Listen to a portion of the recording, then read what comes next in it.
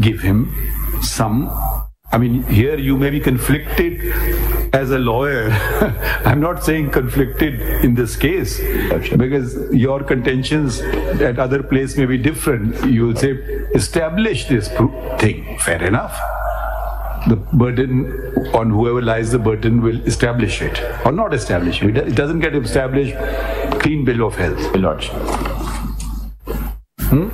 देखिए आर्टिकल 2 सब इसके सेकंड पैरा में लिखा है to preserve the dignity of the court. जो एलिगेशन इन्होंने लगाई है वो तो डिग्निटी ऑफ कोर्ट के अगेंस्ट है, तो इसको प्रिजर्व कैसे करें ये आपसे पूछे। उन्होंने एक तकरीर में कर दी।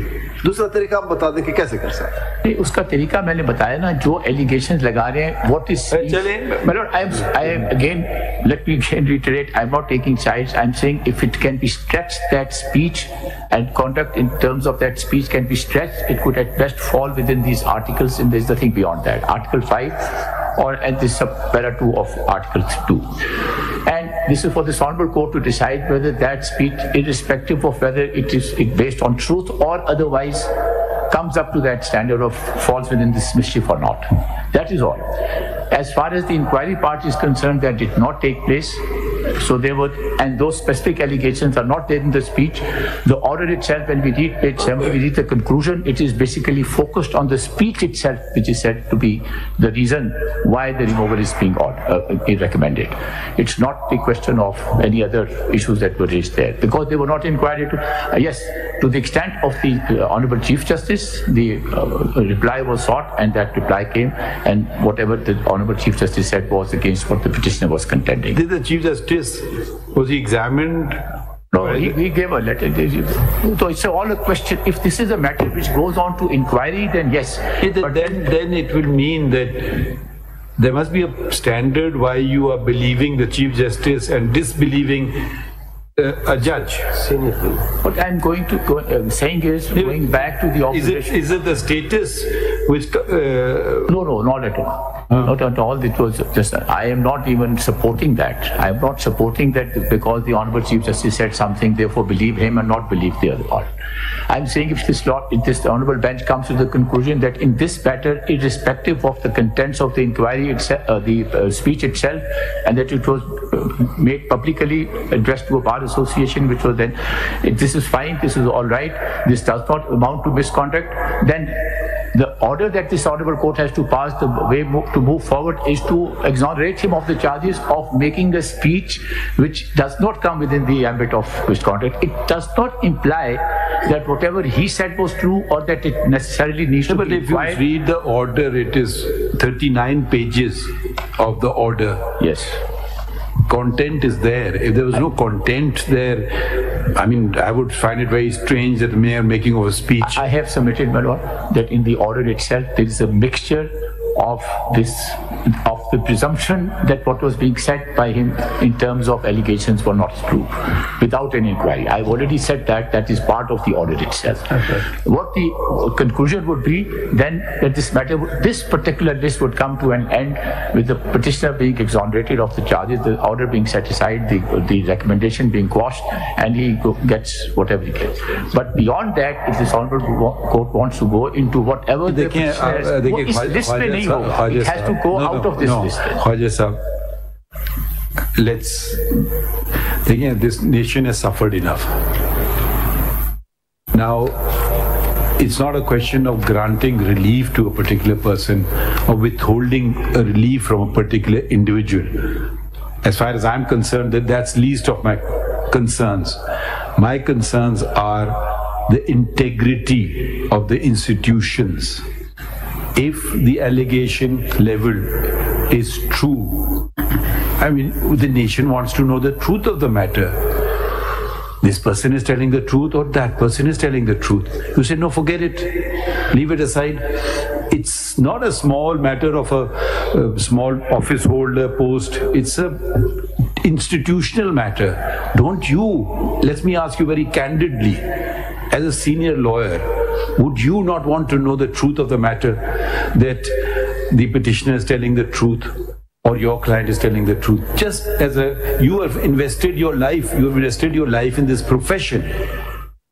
Yes, what would you not want to know the truth of the matter? This is exactly what I'm saying. I am with your lordship on that. How will you get to it? What I'm saying is that not in this list, not in the case before. How do we do it? Then your lordship takes suo motu action or takes some other action, but not any. It cannot be. One इनकी एक तजवीज़ आई है कि send it for review, back to remand it to the Supreme Judicial Council, that Article 209(7) was not complied with, and 205 and 6 all use the word inquiry, and 7 says you cannot remove it unless you follow the procedure.